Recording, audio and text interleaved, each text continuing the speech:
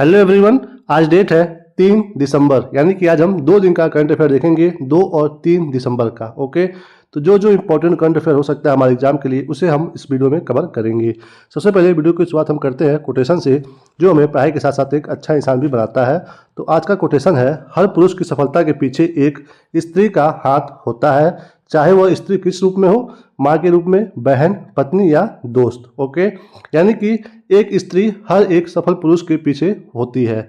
ये बहुत अच्छी बात है, क्योंकि देखिए आपका सपोर्ट आपके फैमिली से मिलता है, तो माँ बहन आपके लिए प्रे करती हैं, प्रार्थना करती हैं, आपको सही रास्ते पे लेकर के जाती हैं। ओके, और इसी से संबंधित एक लाइन है, आप सुने होंगे कि प्यार अंधा होता है। आपने सुना होगा दोस्तों, वो जो प्यार अंधा होता है, ये सब दिया गया था माँ के लिए। किसके लिए?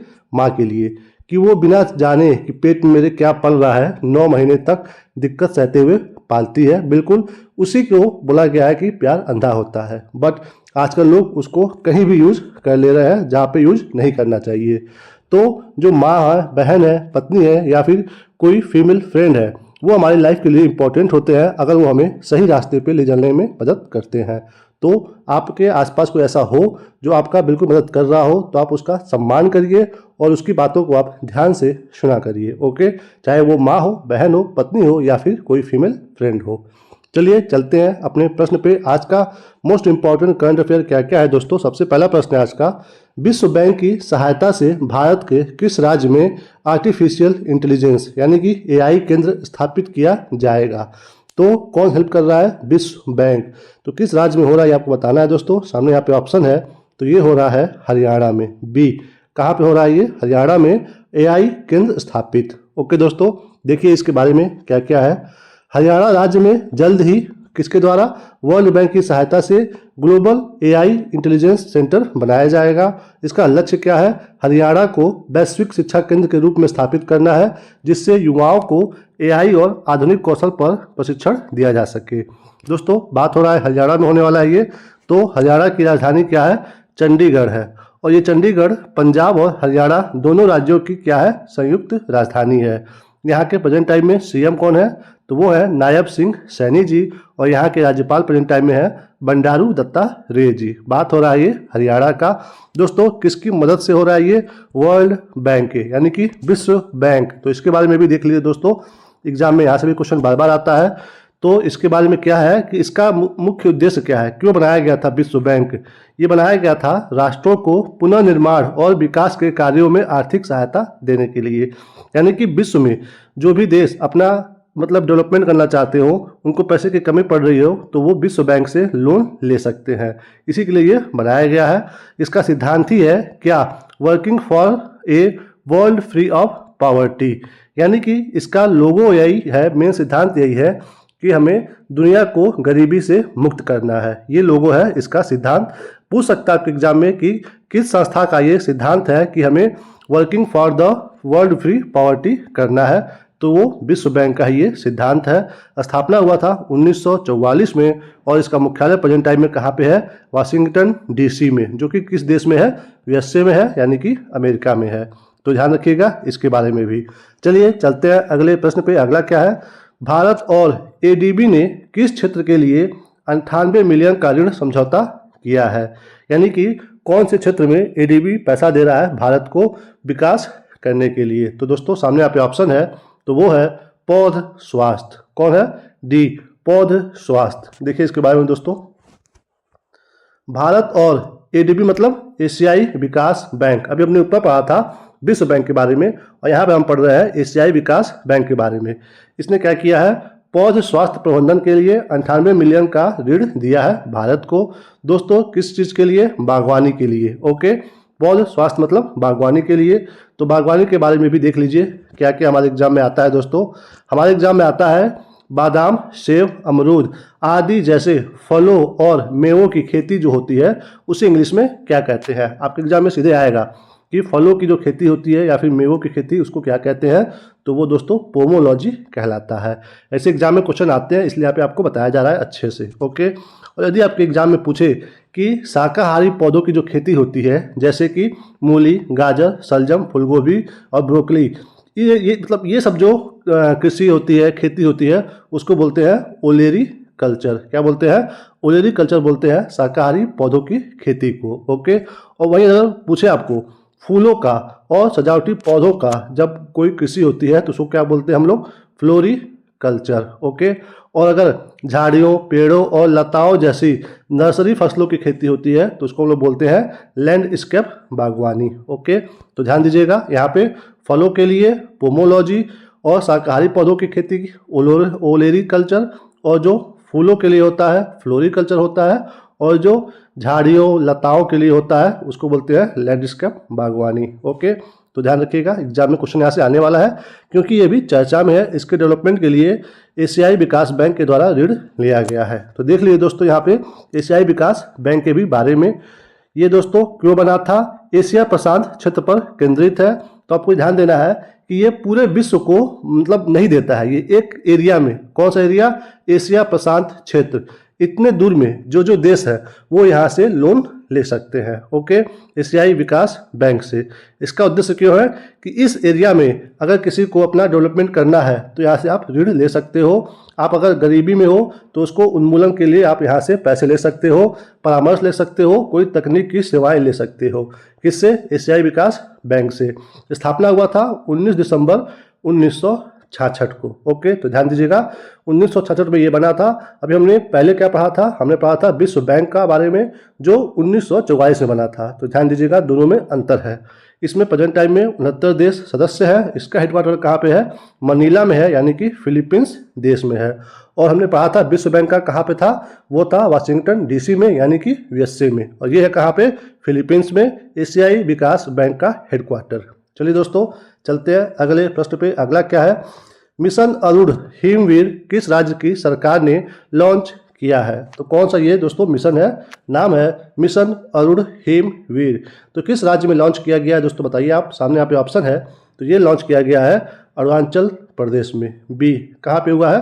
अरुणाचल प्रदेश में। देखिए इसके बारे में दोस्तों, यहाँ पे ये यहाँ पे फोटो देखिए, यहाँ पे लॉन्च किया जा रहा है। अरुणाचल प्रदेश सरकार ने किसानों के लिए मिशन अरुण हिमवीर नामक योजना शुरू की है जो कि आईटीबीपी के साथ मिल करके कृषि सुधार पर काम करेगी। तो आपको ध्यान देना है कि ये जो मिशन अरुण हिमवीर है किसके लिए है? तो पहली बात ये किसानों के लिए है। आपके एग्जाम में ये भी पूछ सकता है कि कौन से सेना के सहयोग से ये मिशन अरुण हिमवीर शुरू किया गया है? Army, BSF, CSF, ITBP. तो आईटीबीपी के साथ मिलकर के किया जा रहा है। ओके दोस्तों, कहाँ पे? अरुणाचल प्रदेश में। तो देखिए इसकी राजधानी कहाँ पे है? ईटानगर में है। प्रेजेंट टाइम में यहाँ के सीएम यानी कि मुख्यमंत्री कौन है? तो वो है पेमा खांडू जी। और राज्यपाल कौन है? तो वो है कैवल्य त्रिविक्रम परनायक जी, यहाँ के राज्यपाल हैं। ओके दोस्तों, चलिए चलते हैं अगले प्रश्न पे। अगला क्या है? विश्व एड्स दिवस 2024 का विषय क्या था? तो अभी मनाया गया है विश्व एड्स दिवस। तो उसका विषय क्या है दोस्तों?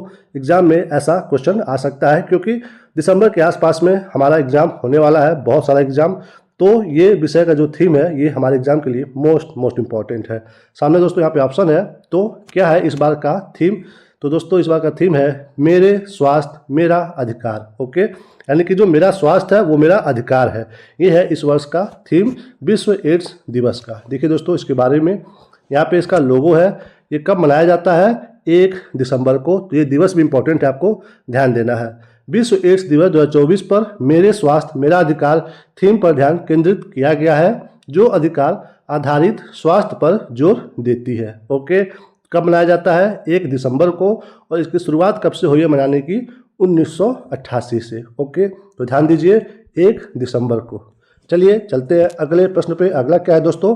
भारत को किस वर्ष के लिए यूएन शांति निर्माण आयोग का सदस्य चुना गया है? तो किसका सदस्य चुना गया है भारत को? यूएन का शांति जो निर्माण है वो आयोग, उसका सदस्य चुना गया है। तो कौन से वर्ष के लिए, कितने से कितने वर्ष के लिए आपको बताना है। तो दोस्तों सामने यहाँ पे ऑप्शन है। तो इसमें चुना गया है 2025 से 2026 के लिए। बी ऑप्शन सही होगा। यूएन शांति निर्माण आयोग का सदस्य चुना गया है भारत को 25 से 26 के लिए। देखिए इसके बारे में, भारत को 2025-26 की अवधि के लिए संयुक्त राष्ट्र शांति निर्माण आयोग, जिसको हम लोग पीबीसी बोलते हैं, उसका पुनः अध्यक्ष चुना गया है। भारत का अभी जो मौजूदा कार्यकाल था वो 31 दिसंबर 2024 को समाप्त हो रहा था और पुनः फिर अब 2 साल के लिए बढ़ा दिया गया है। तो दोस्तों अगर पीबीसी न्यूज़ में है तो इसका स्थापना कब हुआ था ये जानना बहुत जरूरी है। 2005 में किया गया था संयुक्त राष्ट्र शांति निर्माण आयोग का स्थापना। ओके, इसमें प्रेजेंट टाइम में यानी कि 31 देश शामिल है और इसमें दोस्तों भारत की ओर से अभी तक लगभग 6000 सैन्य पुलिसकर्मी ओके तैनात रहे हैं, जिसमें से दोस्तों साइप्रस, कांगो, लोकतांत्रिक गणराज्य, लेबनान, मध्य पूर्व, सोमालिया, दक्षिण सूडान, पश्चिमी सहारा आदि ऐसे क्षेत्रों में अब तक भारत की ओर से 6000 प्लस सैन्यकर्मी जाकर के वहाँ पे तैनात रहे हैं, सिर्फ और सिर्फ किस चीज़ के लिए? शांति निर्माण के लिए। ओके, तो ये योगदान रहा है भारत की ओर से अभी तक का। और भारत ने शांति स्थापना अभियानों में अभी तक 180 से अधिक सैनिकों की शहादत दी है, जो किसी भी देश से सबसे अधिक है। तो इतने देश के हमारे जवान शहीद हो गए हैं सिर्फ शांति स्थापना में। तो ये बहुत बड़ा नंबर है। यहाँ पे क्या लिखा है? जो किसी भी देश में सबसे अधिक है, तो ये भी इम्पोर्टेंट है। और दोस्तों बात हो रहा है शांति का, तो अंतर्राष्ट्रीय शांति दिवस कब मनाया जाता है? 21 सितंबर यानी कि 21 सितंबर को मनाया जाता है अंतर्राष्ट्रीय शांति दिवस यानी कि पीस डे। यहाँ पे इसका लोगो है दोस्तों यहाँ पे आपको एक चीज़ बताना है कमेंट करके कि जो है कौन मदर टेरेसा इनको शांति में मिला था नोबेल पुरस्कार, तो वो किस वर्ष में मिला था ये आपको कमेंट करके बताना है। ओके, मदर टेरेसा को शांति का पुरस्कार कब मिला था? ओके, चलिए चलते हैं अगले प्रश्न पे। अगला क्या है? घरचोला जीआई टैग किस राज्य से संबंधित है? तो कौन सा जीआई टैग की बात हो रहा है दोस्तों? घरचोला। तो कौन से राज्य से है दोस्तों? सामने यहाँ पे ऑप्शन है, तो ये है संबंधित बी, गुजरात से। कहाँ से है? गुजरात से। नाम है घरचोला। ओके, देखिए इसके बारे में दोस्तों क्या है ये। गुजरात की सांस्कृतिक हस्तशिल्प विरासत घरचोला को जीआई टैग मिला है। ये हाथ से बना हुआ है सांस्कृतिक रूप में। क्या है ये? हैंडीक्राफ्ट सेक्टर में गुजरात को मिलने वाला 23वां जीआई टैग है। ओके दोस्तों, बात हो रहा है घरचोला का, तो घरचोला का मतलब क्या होता है? घर पर पहना जाने वाला कपड़ा। यहाँ पर घर असल में दुल्हन का नया घर माना जाता है। चोला वह कपड़ा है जिसे पहनकर वह उस घर में प्रवेश करती है। देखिए यहाँ पे इस कपड़े की बात हो रही है। घर चोला बनाने की शुरुआत गुजरात के किस जिले से हुई है? खंभात जिले से हुई है। तो ध्यान रखिएगा, जिला भी और ये राज्य भी। नाम है घर चोला। दोस्तों इसे मिला है जीआई टैग, तो देख लीजिए जीआई टैग के भी बारे में। जीआई टैग के बारे में ये है कि इसको मतलब किसके तहत पंजीकरण किया जाता है? वस्तुओं के भौगोलिक संकेतक अधिनियम 1999 द्वारा। आपके एग्जाम में ऐसे भी क्वेश्चन आ सकता है, तो ध्यान रखिएगा 1999 का एक अधिनियम है जिसके द्वारा इसका पंजीकरण किया जाता है। इसका मुख्यालय कहाँ पे है? ये मोस्ट इम्पॉर्टेंट है। कहाँ पे है? चेन्नई में है जीआई का मुख्यालय।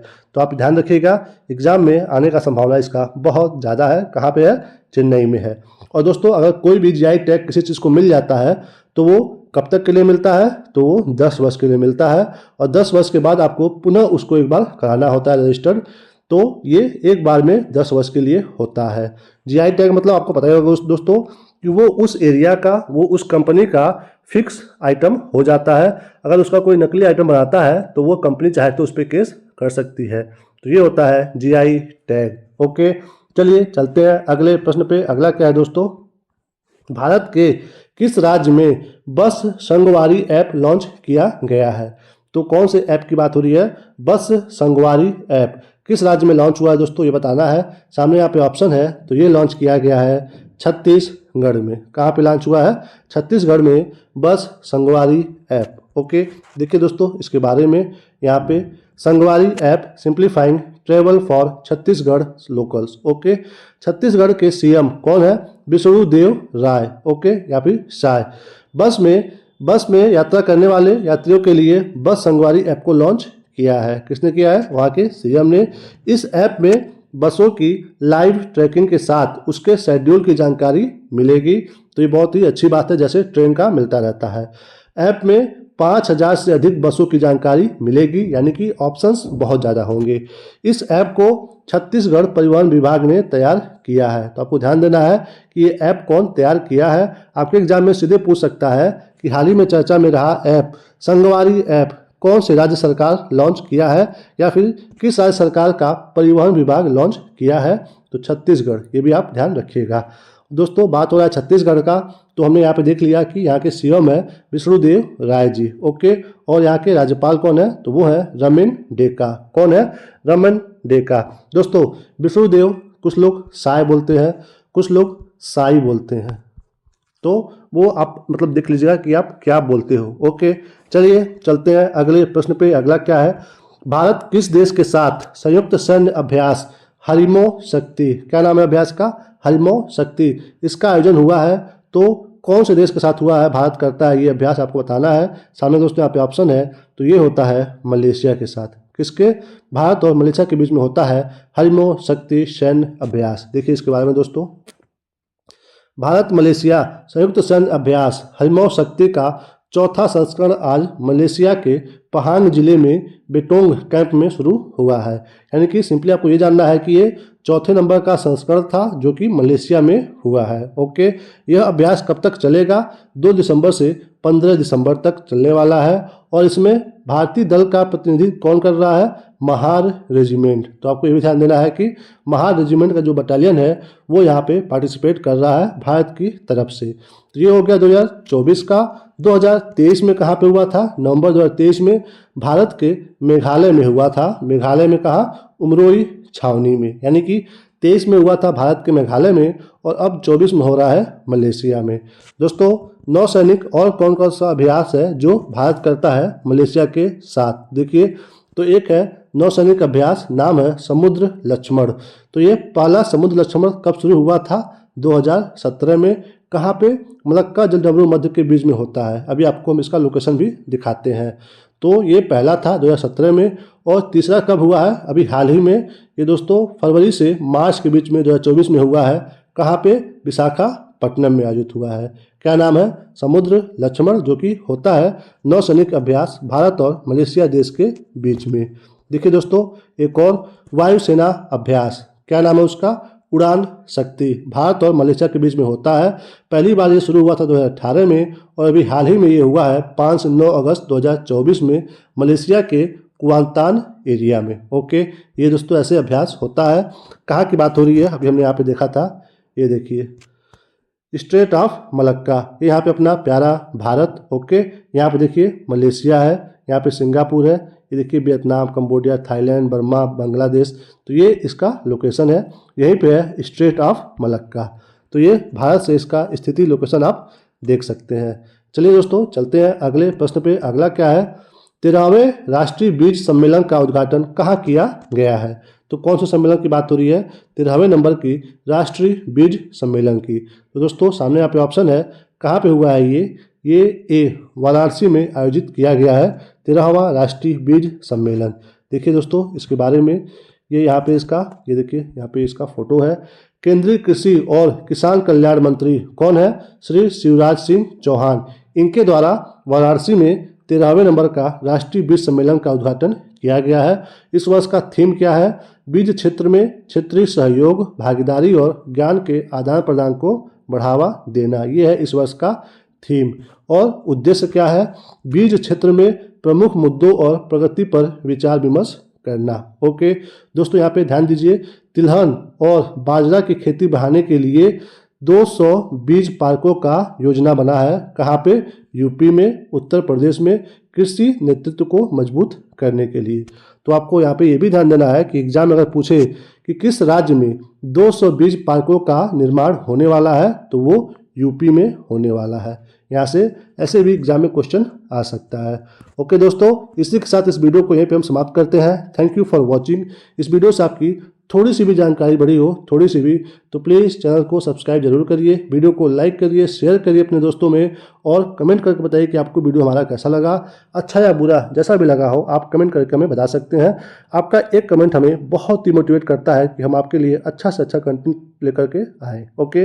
अपना ख्याल रखिए, मुस्कुराते रहिए। मिलेंगे हम आपको अगले वीडियो में, तब तक के लिए जय हिंद, वंदे मातरम।